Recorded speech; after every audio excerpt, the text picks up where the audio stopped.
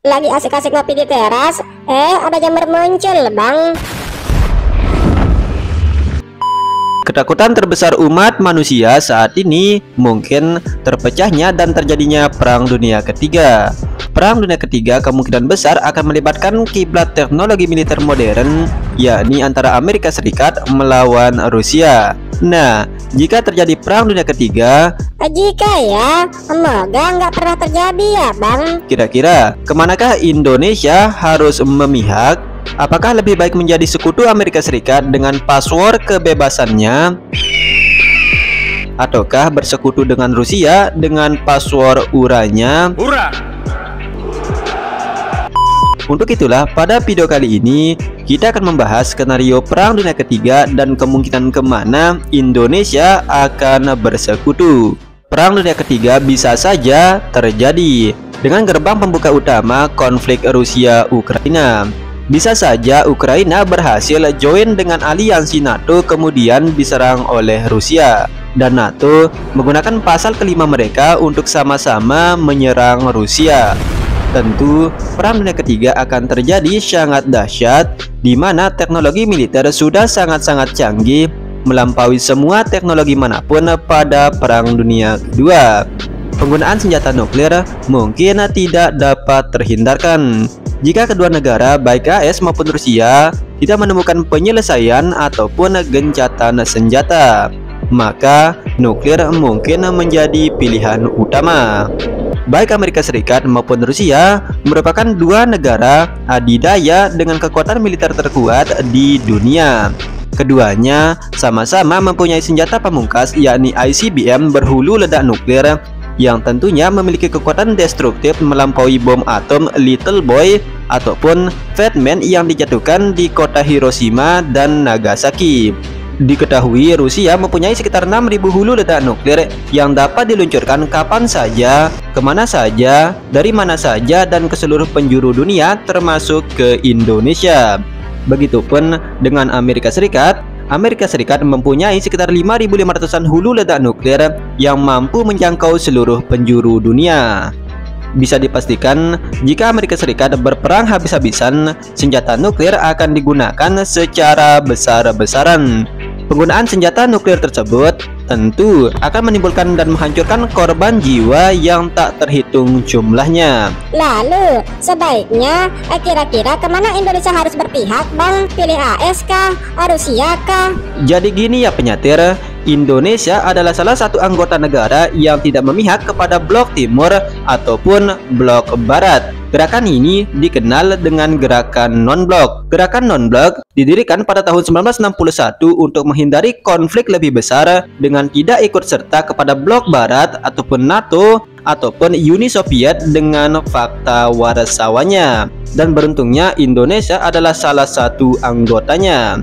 Selain itu, Indonesia menganut hubungan luar negeri yang bebas dan aktif, yang artinya Indonesia akan siap mengambil peran penting dalam berbagai masalah dunia sesuai kemampuannya. Namun, sebisa mungkin menghindari keterlibatan konflik di antara kekuatan-kekuatan besar di dunia. Memilih untuk bersekutu dengan Amerika Serikat ataupun Rusia jika terjadi Perang Dunia Ketiga merupakan hal yang tersulit mungkin bagi negara kita tercinta ini. Keduanya memiliki hubungan yang sangat baik dengan Indonesia. Hubungan Indonesia dengan Amerika Serikat bisa dikatakan sangat-sangat dekat dan mesra sekali. Indonesia menjadi bagian penting dari keamanan kawasan strategis Amerika Serikat di kawasan Asia Tenggara. Baik Amerika Serikat dan Indonesia memiliki kepentingan baik di bidang ekonomi, politik, komersial, ataupun keamanan yang berkesinambungan antara kedua negara ini. Sebut saja jet tempur F-16, C-130 Hercules, helikopter Apache, dan berbagai alutsista lain yang dimiliki oleh TNI kita buatan Amerika Serikat. Tentu, jika kita bersekutu dengan Rusia, jika terjadi Perang Dunia Ketiga, Amerika Serikat tidak akan segan-segan mengembargo suku cadang dari berbagai alutsista tersebut. Masih mending bang, paling banter dikirimin ICBM Minuteman 3. Embargo ini pernah dirasakan oleh Indonesia. Kala itu, tepatnya pada tahun 1991, Indonesia dianggap telah melanggar hak asasi manusia. Setelah Amerika Serikat mengetahui hal tersebut, yakni Indonesia melakukan kejahatan Santa Cruz di Timur Timur, secara cepat pemerintah Amerika Serikat atas persetujuan Kongresnya mengusulkan untuk mengembargo Indonesia. Pada tahun 1995, embargo diberlakukan dan berakhir pada tahun 2005. Embargo tersebut menyebabkan berbagai alutsista TNI tidak dapat digunakan dan akhirnya membuat Megawati kala itu memilih jalan lain yang lebih masuk akal.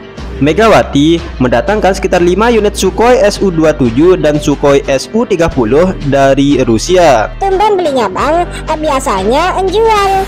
Selain itu, bisa dikatakan bom atom yang dijatuhkan oleh Amerika Serikat di kota Hiroshima dan Nagasaki melemahkan kekuasaan Jepang di Indonesia. Kekosongan kekuasaan ataupun status quo Jepang di Indonesia membuat adanya peluang Indonesia bisa memproklamasikan kemerdekaannya. Jadi, kemungkinan Indonesia tidak akan memusuhi Amerika Serikat dan bersekutu dengan Rusia. Hubungan Indonesia dengan Rusia juga bisa dibilang sangat baik, bahkan mungkin romantis. Sejak zaman Presiden Soekarno, hubungan Indonesia dengan Rusia atau kala itu masih berbentuk Uni Soviet sangat istimewa. Pada awal kemerdekaan, alutsista buatan Uni Soviet menjadi kekuatan utama Indonesia bisa mempertahankan kemerdekaannya. Sebut saja seperti jet-jet tempur lawas seperti MiG-21, MiG-15, MiG-17, dan MiG-19. Bahkan, kala itu Indonesia mempunyai pesawat pengebom jarak jauh Tu-16 Badger yang tak lain dan tak bukan buatan Uni Soviet. Selain itu, pada tahun 1962, Indonesia pernah mempunyai kapal perang atau lebih tepatnya battle cruiser besar KRI Irian buatan Uni Soviet.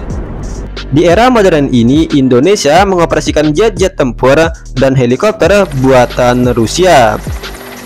Misalnya seperti Su-27, Su-30, Mi-17, dan Mi-35 buatan Rusia. Tentu, jika Indonesia bersekutu dengan Amerika Serikat dan memusuhi Rusia, semua alutsista tersebut akan terkena embargo dan lumpuh tidak dapat beroperasi.